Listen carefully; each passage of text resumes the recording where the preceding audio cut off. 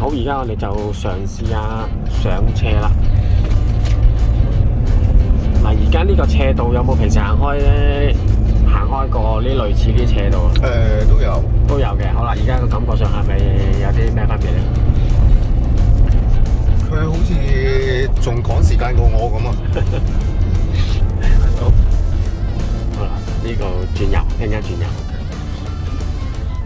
即係感覺上佢係好力咗好多喎，咁樣咯。係啊，佢你基本上你 hold 住咗咧，佢已經係嗰個轉數啦，係嗰個速度啦。係。咁你再俾油嘅時候咧，基本上佢係直接加速啊，佢就冇咗以前嗰種拖住你嚟行嗰種感覺。OK， 即係變咗，即係可以做到同步啦。頭先我哋所講開同步啦、黐腳啦，咁即刻有反應嘅。咁感覺上架車應該係咪好力咗好多咧？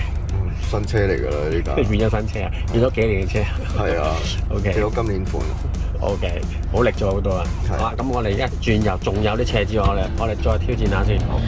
嚇，跟住落嚟咧就會再斜啲嘅啦，同埋時間會長啲嘅啦。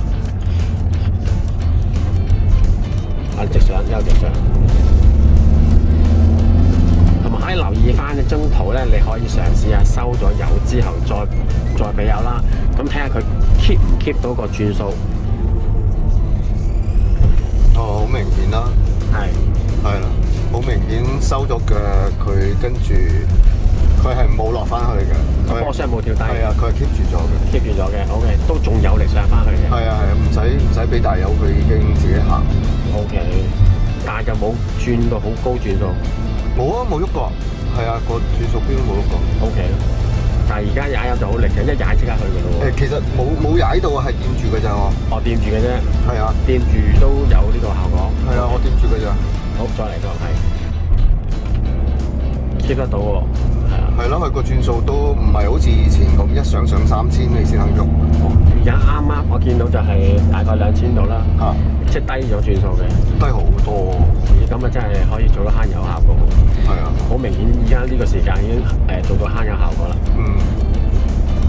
安裝 DDE Pedal Pause 去解除呢個油門限制之後，部車真係完全改變晒喎，座駕就變得好力又慳油喎，上斜表現都非常之精神活躍。呢部就係 Benz Vito W447，如果你都用緊呢款車嘅話，係時候安裝 DDE Pedal Pause， 體驗全新嘅駕駛感覺。歡迎查詢可以 WhatsApp 俾我哋63409933，亞洲汽車材料有限公司。